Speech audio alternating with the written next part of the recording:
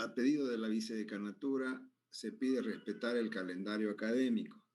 En el calendario académico, los exámenes parciales están programados desde el 4 de enero al 9 de enero. Entonces, para no salirnos del programa, nosotros vamos a postergar nuestro examen que estaba planificado para el 23 de diciembre, lo vamos a pasar para el viernes 8 de enero. Si alguien tiene alguna objeción, alguna pregunta o no está de acuerdo, háganmelo saber en este momento. O caso contrario, entonces ya lo programamos nomás para esa fecha. Y también la presentación del práctico, o mejor dicho, la presentación de lo que se dé, que estaba programado para antes del práctico, será hasta el 31 de diciembre. Entonces, con esto pienso que tienen una semana más, 2 semanas más para practicar. Si bien hasta la fecha no les he mandado, no les he subido una lista de ejercicios, pero sí ya tenemos condiciones de subirla. La voy a subir hoy día para que ya a partir del miércoles comencemos a analizar algunos y resolver algunos ejercicios que están en ella. ¿Listo?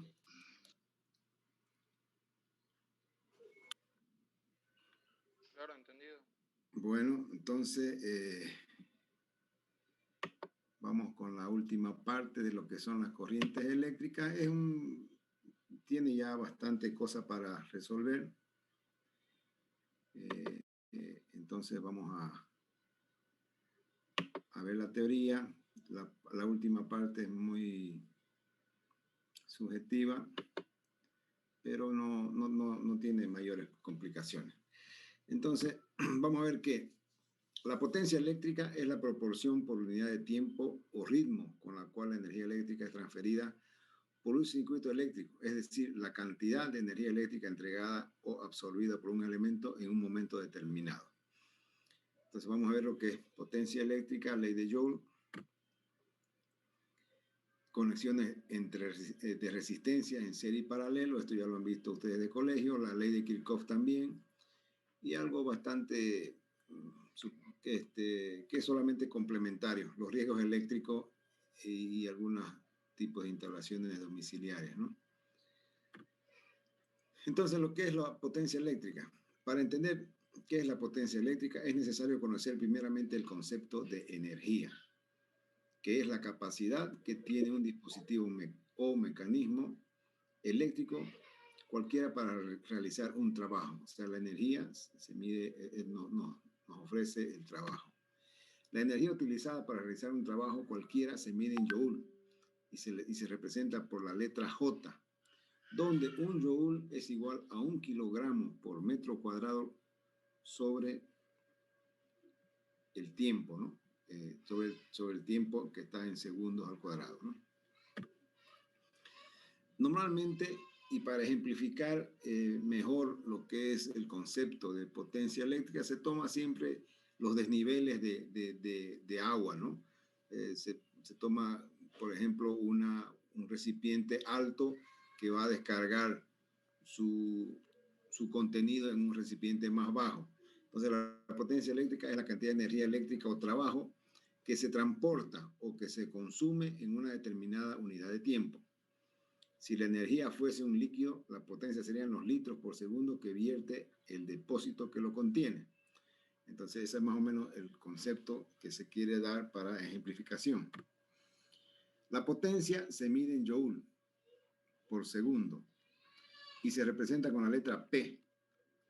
Un joule por segundo equivale a un watt, ¿no? Un vatio.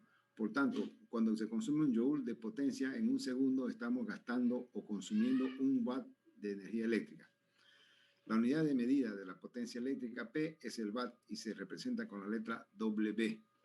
Entonces aquí tenemos que el vatio es un joule por segundo. ¿Cómo se miden el consumo de energía? Los aparatos eléctricos, cuando están funcionando, generan un consumo de energía eléctrica en función de la potencia que tengan y del tiempo que estén en funcionamiento. El consumo de energía eléctrica se contabiliza mediante un dispositivo precintado que se instala en los accesos a la vivienda denominado por medidor. Y vale decir que, como ya hemos podido ver, sin la energía eléctrica actualmente no podríamos hacer nada prácticamente.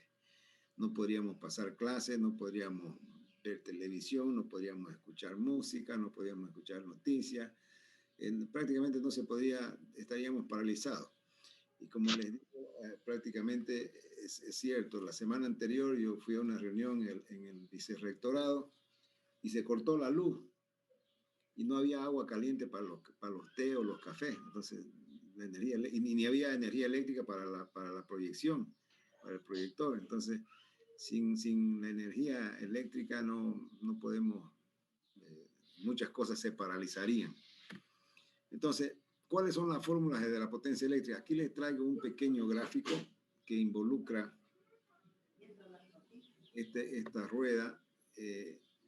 Esta rueda nos da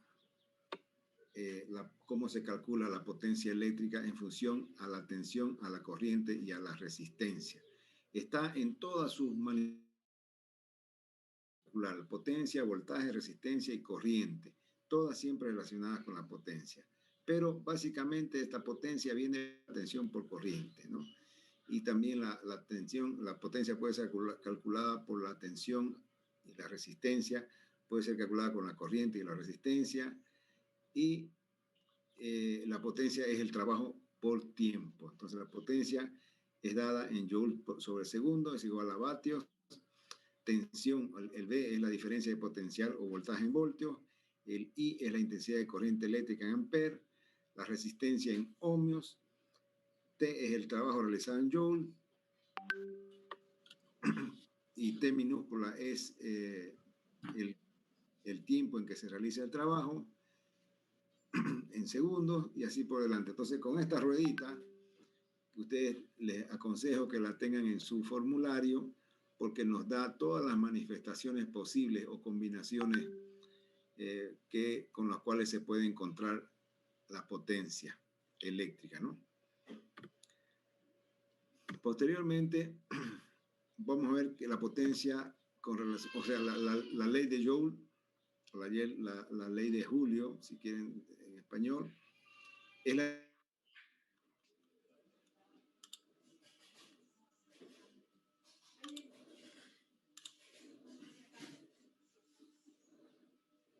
determina la ley de Joule, que es la energía disipada en una resistencia. Energía absorbida o cedida por una batería. La potencia de salida es la rapidez con la que los portadores ganan energía eléctrica. Es determinada como potencia inicial igual a la permitividad, o mejor dicho, a la fuerza electromotriz. ¿Se acuerdan? La fuerza electromotriz, el épsilon, por la corriente menos la intensidad de corriente al cuadrado por la resistencia. La potencia de entrada es la rapidez con la que los portadores pierden energía eléctrica a su paso por la batería. Y esta potencia inicial es dada a la fuerza electromotriz, que es en voltios, por la corriente, o igual a más la corriente al cuadrado por la resistencia. De cualquier paso, en cualquier caso, la potencia es igual a la tensión por corriente, donde la V es la diferencia potencial entre los extremos del elemento y la corriente que lo atraviesa. Entonces no hay dónde perderse. Existe una ley que es llamada la ley de la potencia. Es determinada por el producto del voltaje por la corriente y se mide en vatios. Es un elemento resistivo. En un elemento resistivo la potencia disipada será un elemento resistivo. Eso es las resistencias normales que tenemos, ¿no? Potencia, tensión por corriente, o corriente al cuadrado por resistencia, o tensión o diferencia de potencial al cuadrado sobre resistencia. Para ejemplificar esto, para que vayamos acostumbrándonos a la nomenclatura y cómo resolver los ejercicios, les traigo el primer problema que dice: ¿cuál será la potencia o consumo en vatios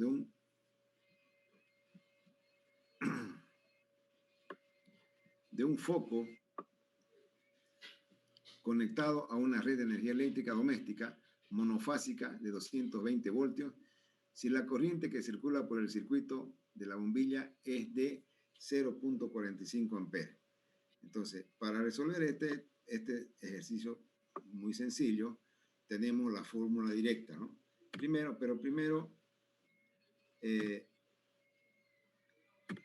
yo les aconsejo siempre a colocar los datos. Nos dan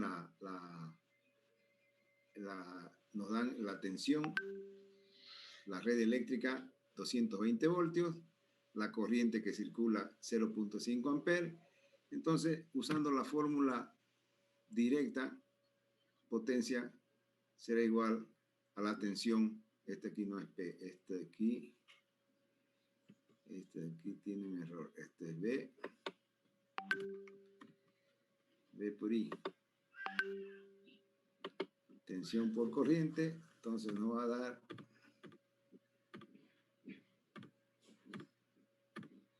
potencia igual a 99 vatios, ¿no? Entonces, miren, fíjense, es de uso la fórmula directa. Potencia es tensión o diferencia de potencial o el valor, ¿no?, de la red eléctrica doméstica. En nuestro caso, en nuestra ciudad es 220. La corriente que circula por el foco es de 0,45 amperes. Entonces eso nos va a dar un consumo en vatios de 99. Ejercicio 2. Obtener la potencia eléctrica de un tostador de pan cuya resistencia es de 40 ohmios y por ella circula una corriente de 3 amperes. De igual manera, primero vamos con los datos. Resistencia 40 amperes, corriente 3 amperes. Entonces, esto de aquí también no está bien. Este I no es al cuadrado.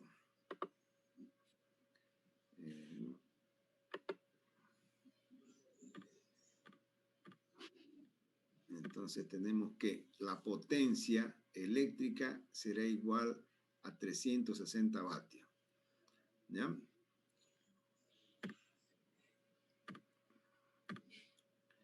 En el ejercicio 3, yo les doy estos ejemplos para que ustedes lo calculen en este momento y me respondan en cuanto tengan el valor, me den el dato.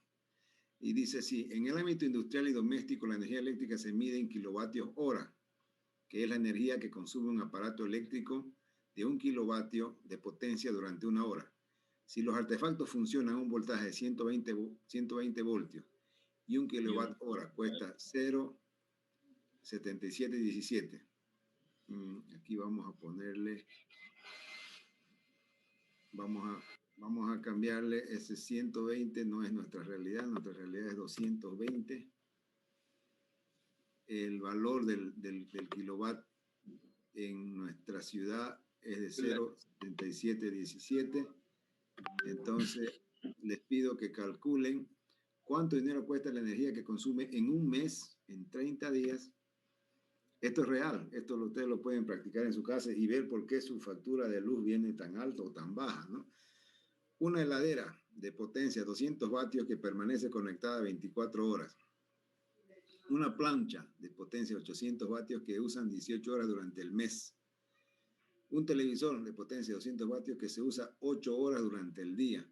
Entonces, en la primera opción tenemos la nevera, usa 200 vatios y se conecta 24 horas, o sea, va a estar los 30 días enchufada, ¿no? Siendo que el kilowatt hora cuesta 0,7717, calcular cuál es el consumo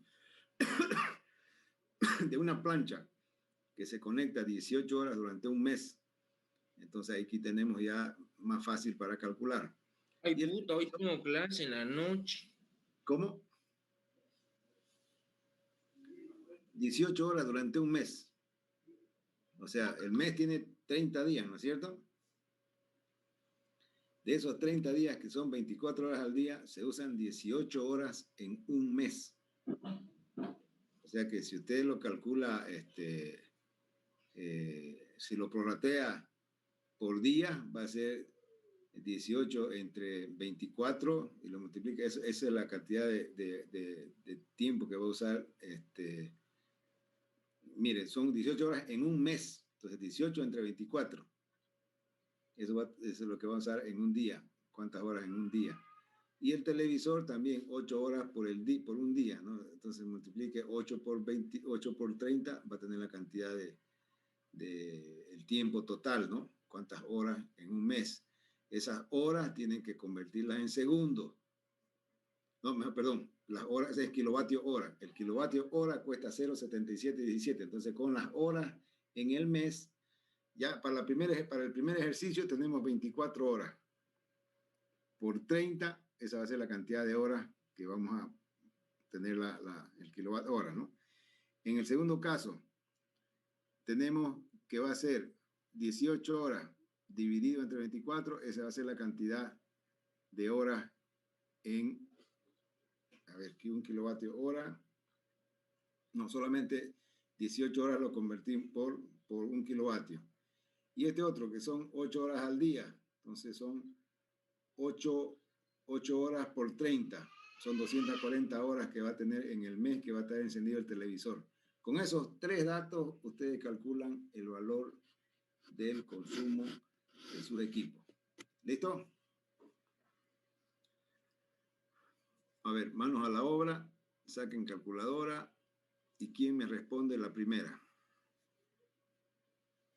Les voy a dejar, tenemos la potencia y nos pide, tenemos el voltaje.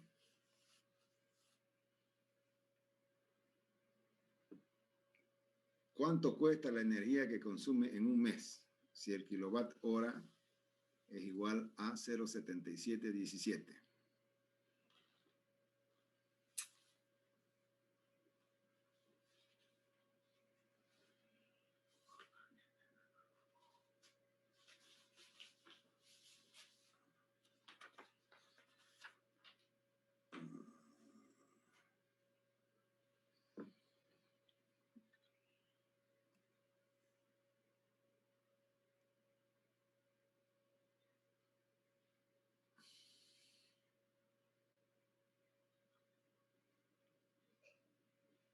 ¿Alguien encontró la primera? ¿O la segunda? ¿O la tercera?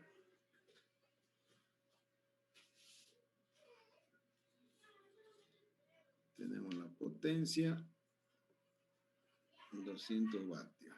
Tenemos 24 horas al día por 30.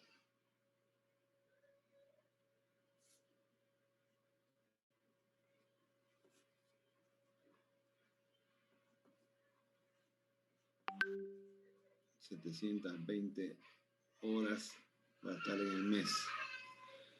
720 horas al mes. 200.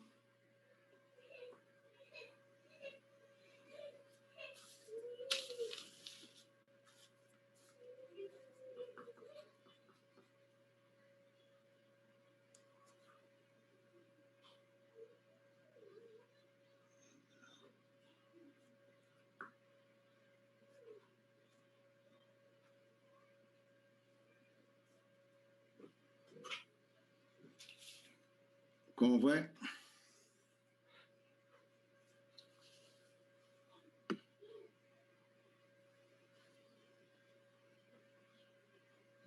Una consultita, ingeniero.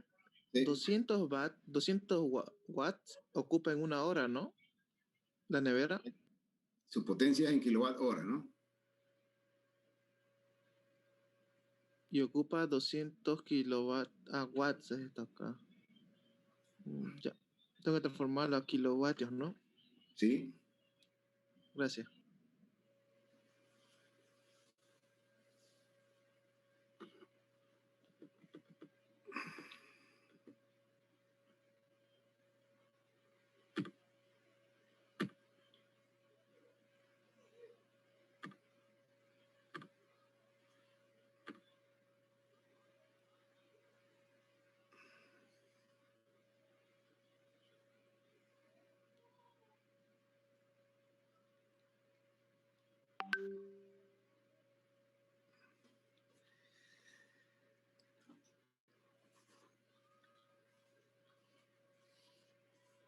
Entonces, miren, por ejemplo, en el ejercicio anterior, la potencia son 360 vatios, aquí es 0,36 kilowatt hora. es lo que consume de una tostadora de pan en un tiempo,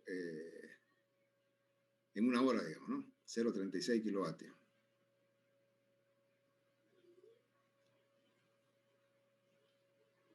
Gracias.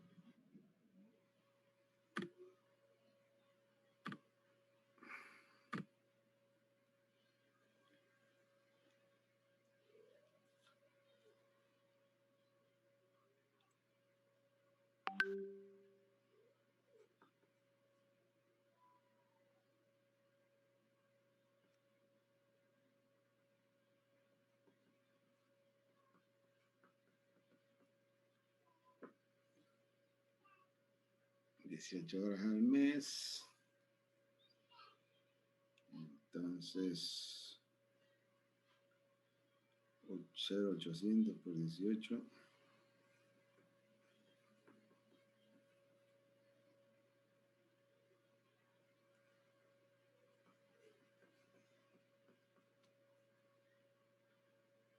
Ocho horas al día.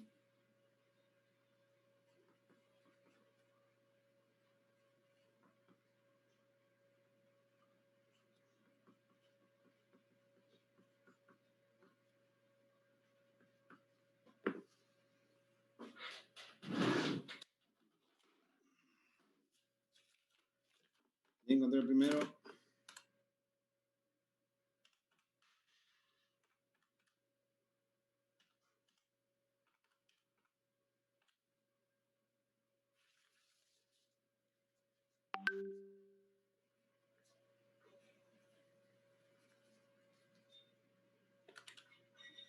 El primero me salía a mí 111 bolivianos con 12 centavos, que es la nevera, la plancha 30 y...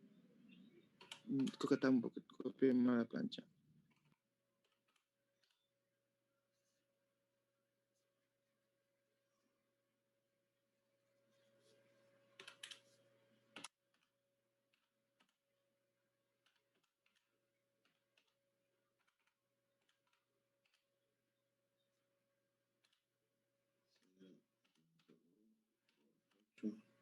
Setenta, 77, 17.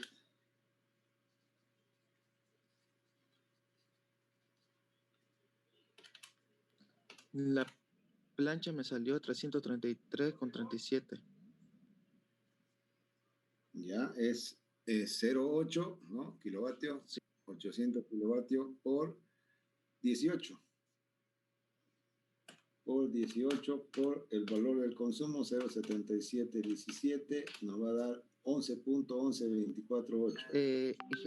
Ingeniero, una consulta. Esas 18 horas al día hay que multiplicarlo por 30 días al mes, ¿no? No, al mes. No es 18 horas al día. Ya, disculpar. Tengo que dividirlo entre 30 entonces. Interpreté mal. Muy grande. El otro usa 8 horas al día. Este 8 hay que multiplicar por 30. ¿Correcto? Muchas gracias. Bueno, como ven, son ejercicios bastante prácticos, como les dije, interesantes y que son reales, ¿no? Ustedes pueden en este momento agarrar su factura o su aviso de consumo, aviso de cobranza de CRE o de la empresa donde tienen el servicio y le pueden calcular, sacándole, no calculen, ¿no? Alumbrado público ni basura, solo el consumo de energía eléctrica, ¿no? Ahí le va a salir el valor de la factura de consumo eléctrico, ¿no? Consumo de energía eléctrica. Entonces, ven, son cositas interesantes y prácticas de realizar. Entonces, continuamos.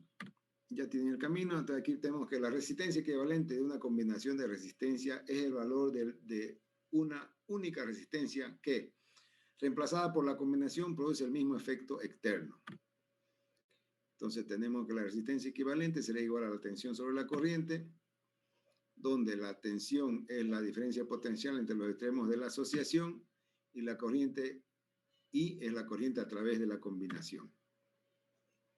En una asociación en serie de un punto entre los puntos A, B y C y la corriente recorre la resistencia R1 y R2, tenemos que la resistencia equivalente será igual a la sumatoria de las resistencias, o sea, la suma directa.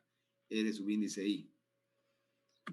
Para una asociación en paralelo, tenemos que la corriente del punto A al punto B se divide en la corriente 1 por la resistencia 1 y la corriente 2 por la resistencia 2. Y al salir del nodo B tiene que ser la misma corriente. Entonces, la resistencia equivalente sería igual, 1 sobre resistencia equivalente sería igual a la sumatoria de 1 sobre la resistencia R subíndice I. Entonces, para los que se recuerdan de capacitancia, esto es el inverso. En este caso, las resistencias en serie se suman y en paralelo es el inverso, de la suma del inverso de los valores de la resistencia, ¿correcto? Posteriormente tenemos que un circuito abierto es una rama de un circuito por la que no circula corriente. Entonces, la diferencia potencial entre A y B será igual a la fuerza electromotriz que nos da esa fuentecita que tenemos ahí, menos la corriente por la resistencia R pequeña. Cuando R pequeña se va a cero, tenemos que el potencial entre los puntos, la diferencia potencial entre los puntos A y B será igual a la fuerza electromotriz de la fuentecita, cuando el circuito está abierto. En cortocircuito es un recorrido de muy baja resistencia, idealmente cuando la resistencia es igual a 0, entre dos puntos de un circuito. Aquí tenemos que el recorrido será cortocircuitamos el circuito entre los puntos A y B. Vamos a tener esta expresión. La tensión entre los puntos A y B va a ser igual a 0. La diferencia potencial, o sea, la potencial va a ser el mismo, ¿no? Entre A y B. Entonces, la diferencia B menos A va a ser 0. Ahora vemos algo que ustedes ya lo han visto desde hace tiempo. Son algo que es muy importante para el análisis de circuitos, y son las leyes de Kirchhoff. Y fueron formuladas por este estudioso en 1845, cuando aún era estudiante, y son ampliamente utilizadas en ingeniería eléctrica para obtener los valores de la corriente y el potencial en cada punto de un circuito eléctrico. ¿Por qué se habla de ingeniería eléctrica? Si bien que nosotros tenemos la ingeniería informática, pero sí que también se usa el origen de estas ingenierías que vinieron posteriormente a la eléctrica, así como es la ingeniería electrónica, la ingeniería informática, la ingeniería de sistemas y la ingeniería en redes y telecomunicaciones, todas tienen un origen en la ingeniería eléctrica. La diferencia entre entre electrónica y eléctrica son las altas tensiones y altas corrientes en eléctrica y las bajas tensiones y bajas corrientes en electrónica. Y de eso hace uso la actual ingeniería. Si se corta, se vuelven a conectar, por favor. Hace uso estas ingenierías que también utilizan a la original para poder desarrollar sus programas, ¿no? Estas leyes permiten resolver los circuitos utilizando el conjunto de ecuaciones al que ellos corresponden. Entonces, tenemos en un circuito 3 elementos. El nodo, cualquier punto donde dos o más elementos tienen una conexión común. Por ejemplo, aquí tenemos el nodo A y tenemos el nodo, tenemos que aquí llega en común el nodo A y el nodo B.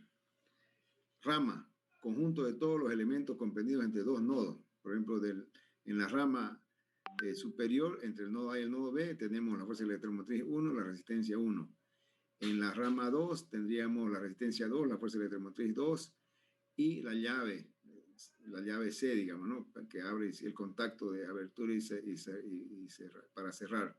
Y en la rama 3 tenemos la fuerza electromotriz 3 y la resistencia 3. Y la malla, cualquier camino cerrado en un circuito eléctrico. Por ejemplo, si tenemos estas 3 ramales aquí y está con la llave C abierta, ¿cuántas mallas tendremos? ¿Quién me puede responder?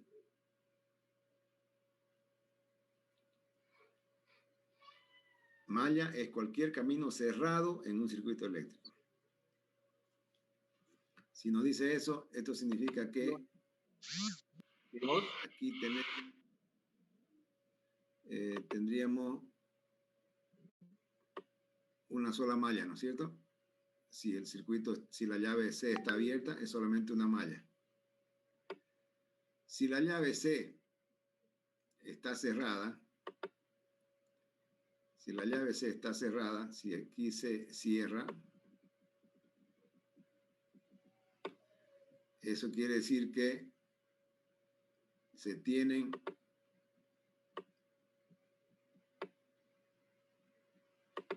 dos mallas, una superior y otra la inferior. Entonces, los cálculos se hacen independientemente, ¿no? Depende de cómo está abierta o cerrada la malla. ¿Alguna pregunta?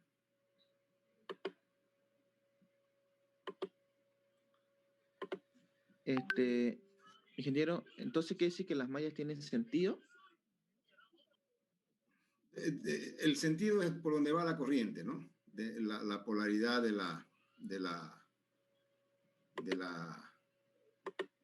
en este momento, la malla normalmente, mire, la fuerza electromotriz 1, 2 y 3 tienen el polo positivo hacia la derecha, ¿no es verdad? Entonces hay un sentido por donde va a circular la corriente. Eso lo vamos a ver más adelante en el análisis de los circuitos.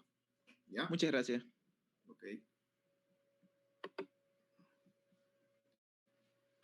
Ingeniero, disculpe. ¿Sí? No entendí muy bien eso de lo de las ramas. ¿Lo podría volver a explicar, por favor? Ya. Vamos a hacerlo con el lápiz.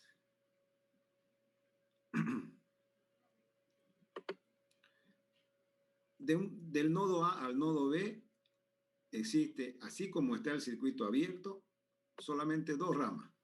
Esta es una rama y esta es otra rama. Esta acá no se considera porque está abierto, ¿no es cierto? Si cerramos esta llave C, existiría la tercera rama aquí. ¿Me entiende? Entre dos nodos, entre el nodo A y nodo B. ¿Está claro? Ahora sí, ingeniero. Muchísimas gracias. Ok.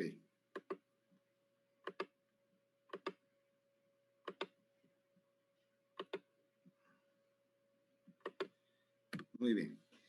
La primera ley de Kirchhoff nos dice de los nodos, ¿no? Y en cualquier nodo, la suma de todas las corrientes y subíndice I minúscula que pasan por el nodo es igual a 0.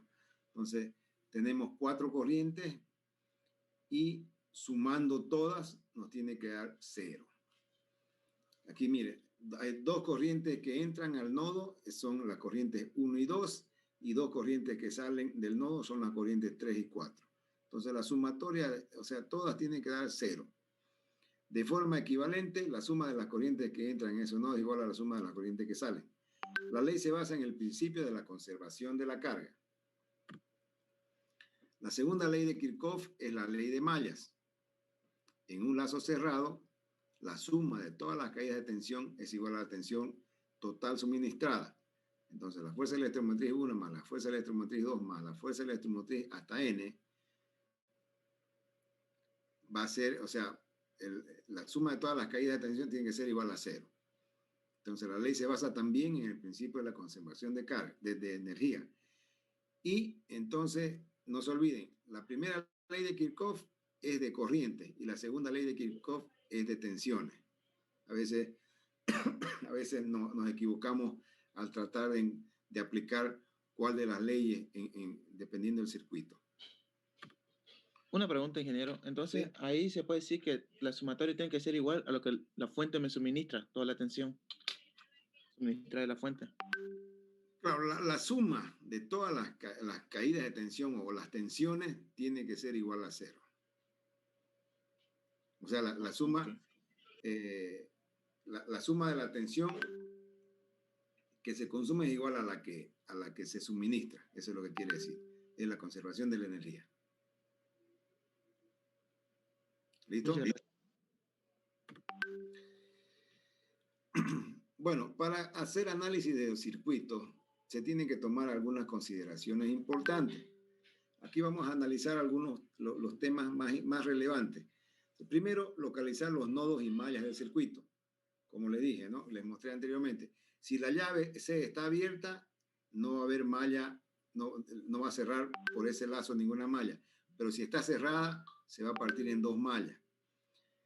Después, asignar un sentido arbitrario a la corriente de cada malla para poder tener el resultado coherente. Aplicar la ley de nodos teniendo en cuenta si las corrientes salen o entran a los nodos. Posteriormente, aplicar la ley de mallas teniendo en cuenta que las fuerzas electromotrices o las diferencias de la caída de tensión se consideran positivas si al recorrer la malla primero encontramos un polo negativo y luego el polo positivo. La caída, o sea, cuando vemos el símbolo, ¿no? El trazo más largo es positivo y el trazo más corto negativo. Normalmente el trazo más corto está en negrita, está más pintado más fuerte, para identificar en circuitos, ¿no? Posteriormente, la caída de tensión es una resistencia positiva si el sentido de recorrido y el de la corriente coinciden, en caso contrario es negativa. Y luego, una vez se ven las tensiones por corrientes o resistencias por corrientes y se resuelven las ecuaciones. Aquí vamos a ver algo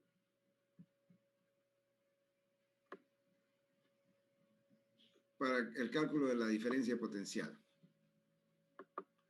Para calcular la diferencia potencial hay que separar la contribución de cada elemento.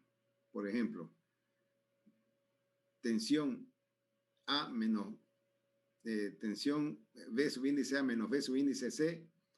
Tenemos aquí el punto A y tenemos el punto C, ¿no? Aquí a la izquierda, vamos a ponerle un lápiz. Tenemos el punto A aquí y el punto C aquí. Entonces, la tensión A menos C va a ser igual tensión A menos D más V subíndice D menos V subíndice C, menos esta tensión de acá. Estamos siguiendo este camino. En tierra el potencial es cero.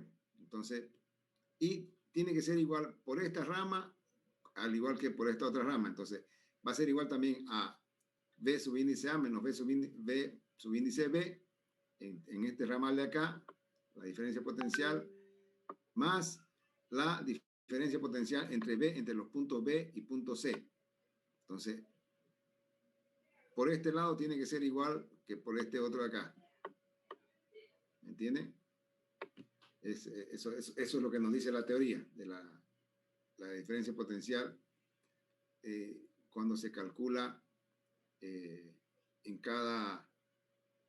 por cada segmento, cuando vemos de punto A, tomando en cuenta que en tierra el potencial es cero. En este punto es cero.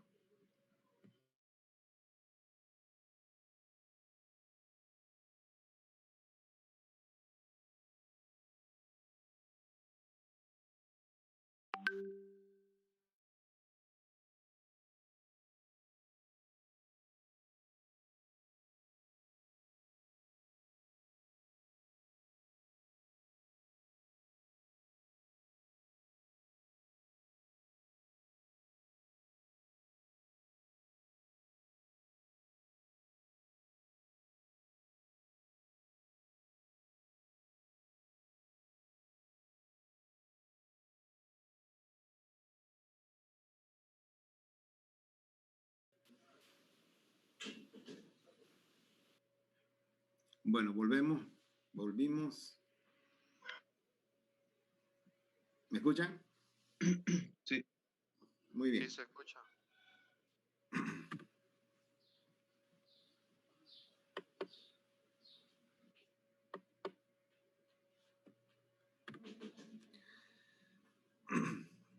Y para el cálculo de la diferencia de potencial, el potencial eléctrico en un punto de un circuito representa la energía que posee cada unidad de carga al paso por dicho punto.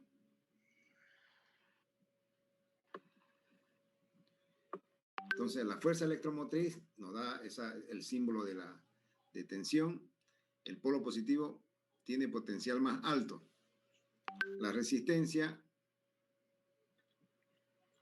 nos determina la energía perdida por cada unidad de carga se manifestará como trabajo realizado en dicho circuito, ya sea por calentamiento de una resistencia que puede producir luz o calor. Circuitos de una sola malla. Según las leyes de Kirchhoff, son útiles para encontrar las corrientes que circulan por las diferentes partes de un circuito o las caídas de potencial que existen entre dos puntos determinados de dicho circuito. Los conceptos previos. Volvemos a ser un poco redundantes, pero es bueno para que no tengamos confusión en esto de las leyes de Kirchhoff. El nudo es la intersección de tres o más conductores. La malla es todo recorrido cerrado en un circuito. Y la rama es un elemento o grupo de elementos conectados entre dos nudos. Entonces aquí, la ley de Kirchhoff de las corrientes, LKC en su abreviatura, en cualquier instante la suma algebraica de todas las corrientes que concurren en un nudo es cero. Entonces, tenemos la corriente I2 que llega y las corrientes I1 y I3 que salen. Entonces, I1 menos I2 más I3 va a ser igual a cero. Por convenio, como les dije también en clases anteriores, siempre en lo que es electricidad hay algunos acuerdos, hay algunas consideraciones importantes que se deben tomar, y esta es una de ellas. Las corrientes que salen del nudo son positivas y las corrientes que entran al nudo son negativas. Es para que no nos confundamos, para que todos lleguemos a los resultados esperados. Entonces, la sumatoria de todas estas corrientes tiene que ser igual a cero. En la segunda ley, la ley de Kirchhoff de los voltajes, la suma algebraica de todas las caídas de tensión a lo largo de una malla debe ser nula en cualquier instante. Entonces, la caída de tensión de V subíndice 1, 2 será igual a V subíndice 1 menos V subíndice 2. La energía en julios o joule eliminada del circuito cuando una carga de un coulomb pasa por un punto 1, del punto 1 al punto 2. Entonces, la sumatoria de las tensiones debe ser igual a cero. Por convenio, también no era de otra manera, tiene que haber un convenio aquí para encontrar los resultados esperados. Nos dice que en una resistencia hay una caída de tensión positiva en el sentido de la corriente. O sea, cuando la tensión de 1 hacia 2 es mayor que 0, o sea, es positiva. Y en una batería hay una caída de tensión positiva en el sentido que del terminal positivo al negativo, independientemente del sentido de la corriente. Entonces, la tensión entre 1 y 2 será mayor que 0. Ahora vamos a ver los efectos que causa la electricidad y los cuidados que se deben tener. Esta información más que todo es complementaria, pero es muy importante que la sepamos porque muchos de los ingenieros que salen o los que trabajan con equipos a veces no toman los cuidados necesarios o no tienen la información adecuada o también se confían mucho. Lo que hay que saber es que la corriente eléctrica mata, ¿no? De los efectos, ¿no? Con paso de corriente por el cuerpo humano existe muerte por fibrilación ventricular, es la causa del mayor número de muertes. La fibrilación ventricular quiere decir que el corazón comienza a funcionar demasiado rápido, cosa que llega a saturarse y puede hasta reventar, ¿no?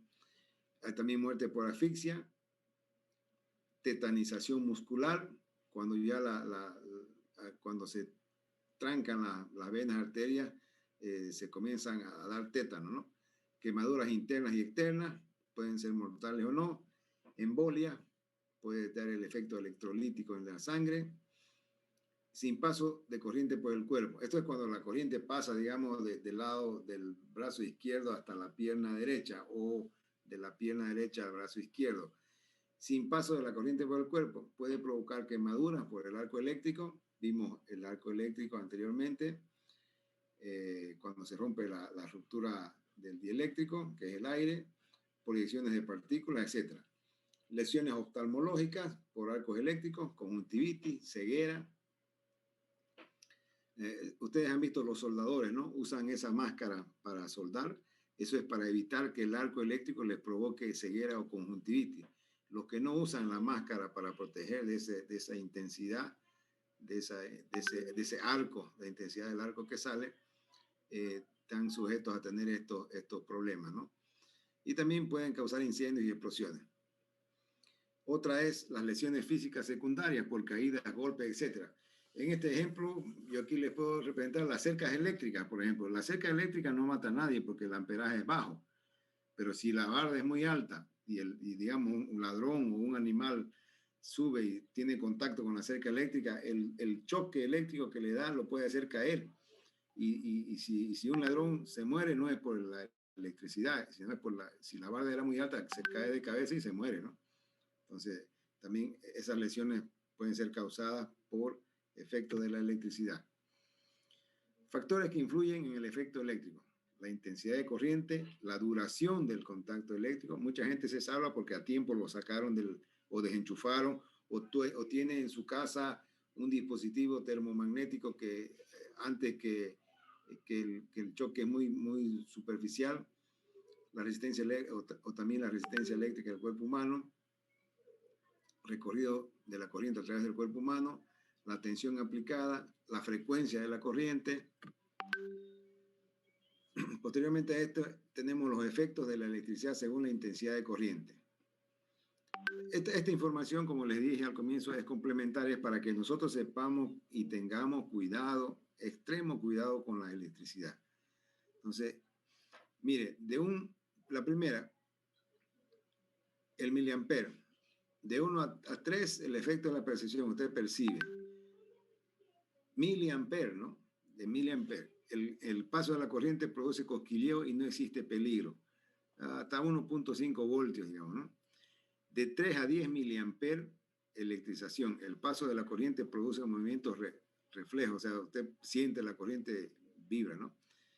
De 10 miliampere puede provocar tetanización. El paso de la corriente provoca contracciones musculares y los músculos, ¿no?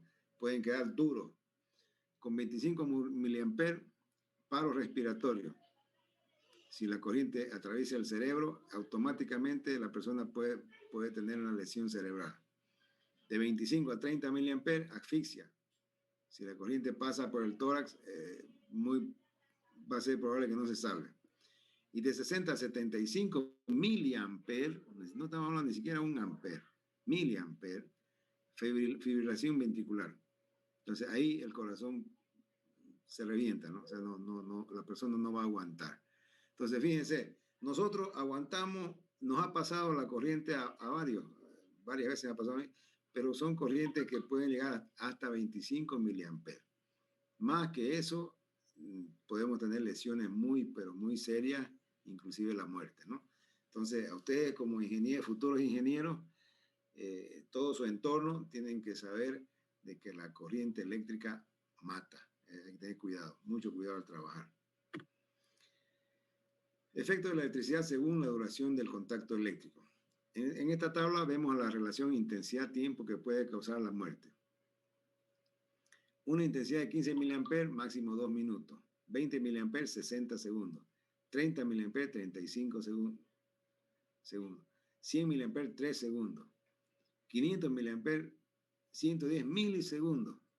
Y 1 ampere, 30 milisegundos. O sea, estos son tiempos muy cortitos, ¿no? O sea, es mejor que no nos pase hasta entre 20 y 30 miliamperes el cuerpo humano aguanta, pero más de eso ya es muy peligroso. Hay personas que sí han soportado descargas más o corrientes en amperaje más elevados, pero no son raras esas personas. Es la condición del cuerpo humano, también la capacidad que tiene de absorber la corriente eléctrica, ¿no? Hay personas que aguantan. Los que ya trabajan mucho tiempo con electricidad, hay algunos electricistas que no usan guantes, no usan nada, y ya está en su cuerpo, ya está acostumbrado ya tolera el paso de la corriente eléctrica por su cuerpo. Y obviamente que no muy altas, ¿no? Corrientes bajas, ¿no? de 30 a 50 miliamperes, no tienen ninguna reacción. Efectos de la electricidad según la resistencia del cuerpo. R1, resistencia de contacto. Depende de los materiales que recubren la parte del cuerpo que establece el contacto. R2, resistencia propia del cuerpo humano, desde la cabeza hasta los pies. Y la resistencia 3, resistencia de salida, incluye la resistencia del calzado y del suelo. Muchas veces, gracias al tipo de calzado que se usa, ya sea, aquí hay en este dibujo, fíjense la diferencia potencial de 0 a 220 voltios, ¿no? El dibujo nos muestra encima de un andamio de madera, supongo, ¿no? Eso puede ayudar mucho a no sentir el paso de la corriente eléctrica, ¿no? Según el recorrido del cuerpo, efecto de la electricidad. Si agarramos con los dos brazos o con las dos manos, dos conductores, ahí sí o sí la corriente eléctrica va a pasar por nuestro corazón, ¿no? Si agarramos con el brazo izquierdo, va a descargar por el lado izquierdo. Si agarramos solamente con el lado derecho, puede tener efectos en el cerebro. Y si también nuestra cabeza topa algún otro conductor arriba, ¿no? Si tenemos el cruce del lado izquierdo y descarga por el pie derecho, con seguridad pasa por el corazón. Y si toca la cabeza, si no tenemos una descarga eléctrica en la cabeza y esta energía se descarga por los dos pies, va a pasar directamente por el corazón.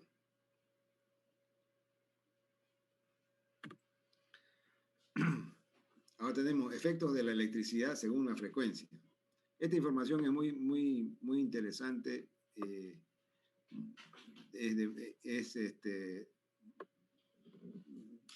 Es muy valiosa para nosotros que trabajamos, o ustedes que van a trabajar con electricidad.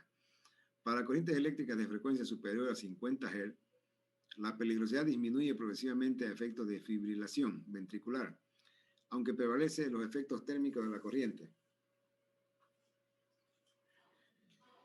La corriente continua, en general, no es tan peligrosa como la corriente alterna, básicamente por ser más fácil soltarse y por ser el umbral de fibrilación ventricular mucho más elevado. Entonces, no es que una sea menos dañina que la otra, sino que no es tan peligrosa, pero si se está expuesto por mucho tiempo, sí corre el mismo peligro. Ahora vamos a ver algunas tipologías del riesgo eléctrico. Contacto eléctrico directo, cuando entramos en contacto con un elemento que habitualmente está en tensión, o sea, un cable pelado, ¿no? Contacto indirecto, cuando, por ejemplo, muchas veces hay un equipo que está energizado y nosotros no tenemos un zapato adecuado, o sea, la goma no es igual que la suela. Si usted está con una suela húmeda, con seguridad que le va a pasar la corriente, va a sentir el efecto de la corriente. En cambio, con la goma no, la goma sí es un aislante efectivo. Bueno, y ahora vienen las medidas de protección de contactos eléctricos directos, ¿no? Alejamiento de las partes activas, interposición de obstáculos, recubrimiento de las partes activas, o sea, los cables que tienen cobertura se llaman bajo goma. Y algunas medidas, los sistemas de protección de clase A reducen el riesgo por sí mismos, impidiendo el contacto entre masas y elementos conductores y haciendo que los contactos no sean peligrosos. Los sistemas de clase B se consideran como sistemas activos y desconectan o cortan la alimentación cuando se detectan condiciones peligrosas, asegurando la desconexión de la instalación en un tiempo lo más rápido posible. Esos son los disyuntores termomagnéticos, ¿no? Esos son muy rápidos, actúan muy rápidamente. Entonces aquí tenemos los sistemas de protección clase A. Los elementos tienen que estar instalados con este sistema. Diferentes ejemplos.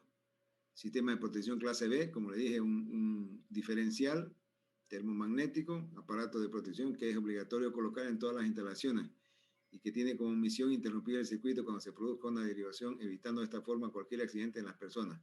Fíjense que estos disyuntores son instalados en los domicilios donde hay niños. Los niños siempre son propensos a meter el dedo en los enchufes, ¿no es cierto? Entonces, cuando se instalan estos aparatos en la casa, el riesgo de accidentes se disminuye mucho. Otro que disminuye bastante es los puestos a tierra. Antes no se le daba importancia, pero ahora sí. Mientras todos los equipos tienen que tener un puesto a tierra, así como las duchas, los que tienen calefón, los calefones, para poder evitar las descargas eléctricas, ¿no? Y un equipo también que está aterrado adecuadamente no va a causar esas descargas que la gente a veces está sin zapato y ahí toca un refrigerador o toca una lavadora y siente el efecto, ¿no? Cuando está con el pie descalzo. Protecciones más habituales en las instalaciones: sobrecargas para cortocircuitos, efecto térmico, efecto magnético. Como les dije anteriormente, interruptor termomagnético o magnetotérmico es lo mismo. Y para personas de efectos a tierra, el efecto inductivo, diferencial más puesta a tierra. Esta es una pequeña matriz para evaluación de la gravedad de los accidentes eléctricos. Tipo de accidente leve, porcentaje usual de accidentes eléctricos, 0,3%, grave 1% y mortal 3,5%. Esto es en instalaciones comunes, ¿ya? Accidentes eléctricos, formas de producirse: contacto directo 34,5%, contacto indirecto 17,5%, arco eléctrico 48%. Entonces, estos datos se los saca de un manual de mantenimiento que se hace para instalaciones domiciliarias. Entonces, son porcentajes hechos con un gran número de muestras, ¿no? Ahora, los accidentes eléctricos, defectos en las instalaciones. Muchas veces la gente no hace bien su trabajo. Siempre tiene que haber una supervisión para poder, ustedes como futuros ingenieros tienen que tener cuidado y una supervisión permanente a lo que realizan la mano de obra en las instalaciones eléctricas. Cable puesta a tierra, seccionado o no conectado, 28,8%. Sistema de protección contra contactos directos no adecuados, 26,9%. Fíjense que es alto, o sea que la gente no trabaja bien. Falla del dispositivo diferencial, 23,1%. No todos los equipos funcionan bien. Inexistencia de puesta a tierra, 15,4%. Inexistencia de dispositivos diferenciales, 3,8%. Y aislamiento de protección defectuoso, 1,9%. También son parámetros sacados de un manual de mantenimiento. También otro parámetro: sabía que existía tensión. Muchas veces la gente, sabiendo que hay energía, igual pone la mano o quiere trabajar le llaman línea viva, ¿no? A veces quieren cambiar un ventilador y les da flojera ir hasta la caja de distribución y bajar el térmico. Y así mismo quieren cambiar un soquete para un foco. Y saben que hay tensión, pero igual ponen la mano y obviamente les va a llegar la tensión, ¿no? Otro, reposición divisible, instalación de dispositivos, 22,8%. Manipulación incorrecta. Esta manipulación incorrecta a veces coloca un destornillador y llegan a unir el positivo con el negativo o el vivo con el muerto, con el neutro, y les produce una descarga. Utilización de herramientas no aisladas. Muchas veces, algunos, les hablo así porque yo he visto, algunas herramientas ya no tienen su aislante adecuado o se ha perdido el aislante. Y también en casos que no sabían que había tensión, 9,9%. Otra cosa que también existe en esto es desconocía las características de instalación, por dónde iba el cable y qué tipo de tensión es la que se está esperando. Bueno, lo primero que se tiene que hacer todo esto yo lo saqué del manual de mantenimiento para proteger, avisar y socorrer en caso de accidente. Primero es cortar el paso de la corriente a través de la víctima, a través de dos formas posibles: desconectando la corriente o separando físicamente el accidentado mediante un palo o cinturón de... O sea, nunca agarrarlo. Si hay alguien que le está pasando la corriente, nunca tiene que agarrarlo, porque si no, corre el riesgo de también sufrir la descarga eléctrica.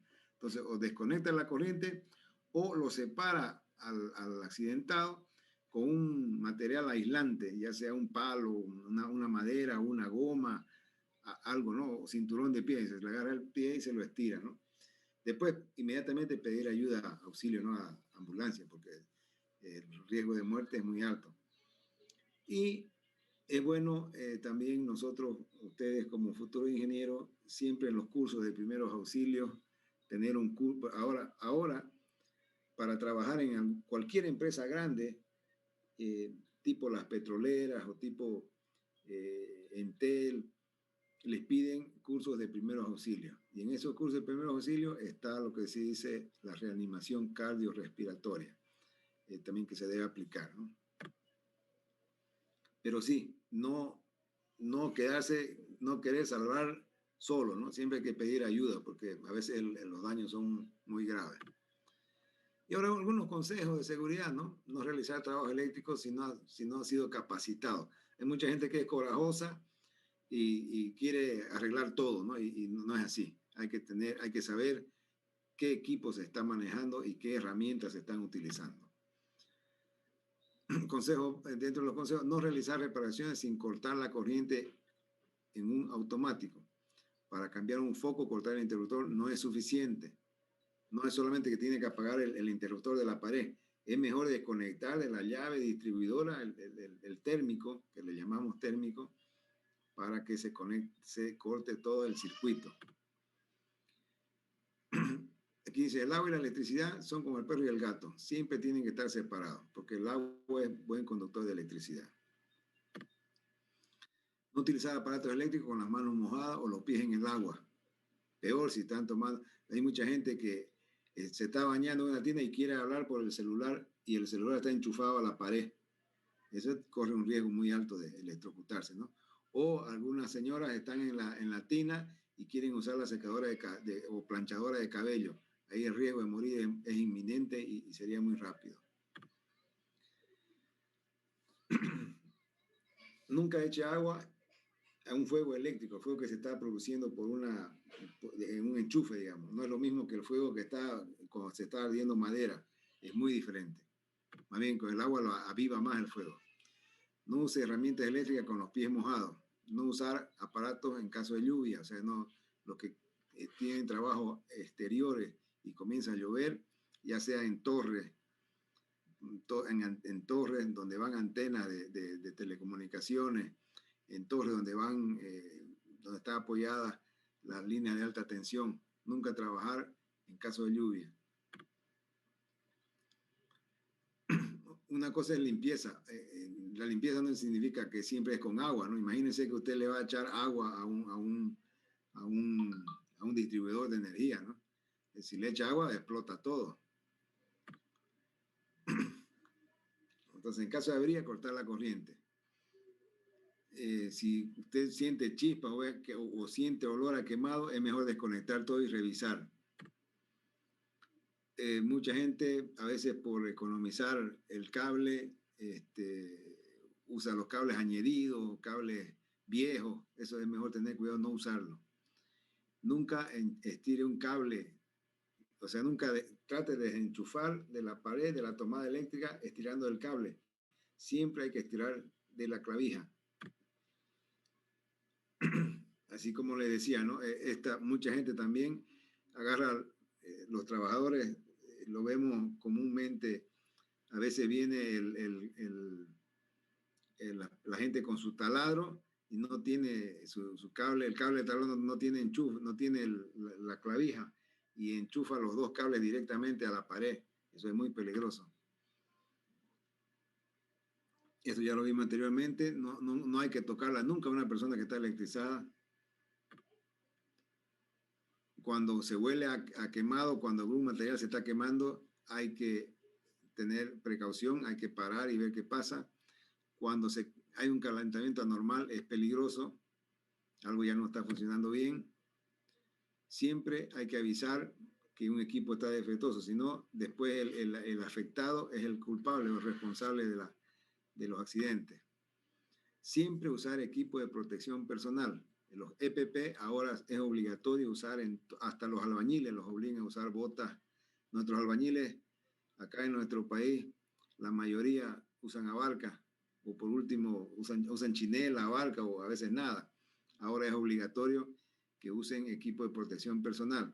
Ese equipo de protección personal son casco, gafas, guantes y botas. Y en caso de bulla, donde hay demasiado ruido, para tapar los oídos o los tímpanos. Las herramientas hay que siempre revisarlas y tenerlas adecuadamente en funcionamiento. Los cables también, cables defectuosos, hay que cambiarlos completamente, no añadirlos. Mucha gente, y en nuestra casa también, a veces tenemos un alargador y lo dejamos enchufado. Eso puede causar accidentes, ya sea en niños o las mismas personas pueden pisarlo, pueden tener descargas eléctricas. Mucha gente que a veces quiere hacer limpieza de una licuadora sin desenchufarlo de la tomada. Ahí van a tener un choque eléctrico, ya sea por ejemplo, una licuadora, una tostadora, que necesitan energía para funcionar, las limpian sin desenchufarla. Siempre tienen que desenchufar desconectarlo de la energía comercial. También es precaución no dejar un equipo conectado inútilmente. Y las 5 reglas de oro que se manejan en los manuales de mantenimiento para trabajar en instalaciones eléctricas. Y nos dice, dependiendo del tipo de instalación, para tensiones menores que 1000 voltios y para altas tensiones mayores iguales a 1000 voltios. La primera, abrir todas las fuentes de tensión, o sea, desconectar, es obligatorio, tanto para las de baja tensión como para las de alta tensión. Enclavamiento o bloqueo, dice, si es posible, los aparatos de corte. El enclavamiento es, como se dice, eliminar, dejarlo con su traba que no va a permitir que se conecte. Es obligatorio, si es posible, en baja tensión y también en alta tensión. Verificar la ausencia de tensión. En ambos casos es obligatorio. Cuarta regla, poner a tierra y en cortocircuito todas las posibles fuentes de tensión. Es recomendable en baja tensión y obligatorio en alta tensión. Y delimitar la zona de trabajo mediante señalización o pantalla aislante. Es recomendable en baja tensión y obligatorio en alta tensión. O sea, marcar bien el área donde se tiene que realizar las actividades. Estas son, como les dije anteriormente, toda esta parte de seguridad hace parte de lo que es mantenimiento, seguridad industrial. Es muy importante que sepamos estas cosas. Y bueno, con esto terminamos la unidad 2. Ahora ya vamos a dedicarnos estas 2 semanas o estos días de clase. Nos quedan 2 días, 3 días, 4 días de clase. Vamos a hacer algunos ejercicios para practicar para el examen primer parcial. ¿Alguna consulta? Sí, ingeniero, buenas. Una consulta. Yo entré unos 5 minutos tarde a la clase. Estaban diciendo en el grupo que lo pospuso el examen para el 8 de enero. Sí, le pasa lo siguiente. En reunión, en la decanatura, en la vicedecanatura, hay un calendario académico donde está estipulado que los primeros parciales son del 4 de enero al 9 de enero. Lunes 4 de enero a sábado 9 de enero. Entonces yo les propongo que demos el viernes 8 para que cumplamos con el calendario académico, ¿no? Y les puse como fecha alternativa el viernes 8, podemos hacerlo también el miércoles 6, pero yo creo que debe ser más conveniente para que tengan más tiempo de hacer ejercicios, ¿no? Los ejercicios que yo les voy a subir a la plataforma los vamos a ir haciendo de a poco en los días de clase. Si ustedes quieren adelantar el examen, lo adelantamos, no hay ningún problema por mí. Pero yo les doy, no quiero incumplir con el calendario académico. Estamos dentro del programa, estamos dentro de toda la programación y estamos con el tiempo suficientemente bien. Ese era el planteamiento. Ya, ingeniero. ¿Ya? Entonces, este material ya está en la plataforma. Los ejercicios los voy a subir hasta el final de la tarde y ya a partir del miércoles y viernes comenzamos a solamente hacer ejercicios y sacar dudas, ¿no? Las dudas que tengan del material que les he dado para que estudien y practicar lo más que se pueda. ¿Listo? Listo. Bueno, entonces, gracias por su presencia y participación. Los espero el miércoles a las 11:30. Hasta el miércoles. Hasta luego, ingeniero. Hasta luego.